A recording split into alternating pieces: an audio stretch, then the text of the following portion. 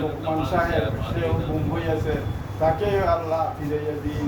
ইয়া আল্লাহ, এই সহ আরো অনেক লোক বিভিন্ন জায়গা থেকে গুম হয়েছে, সবাইকে আল্লাহ আপনি সহজভাবে আমাদের কাছে ফিরাইয়া দিন।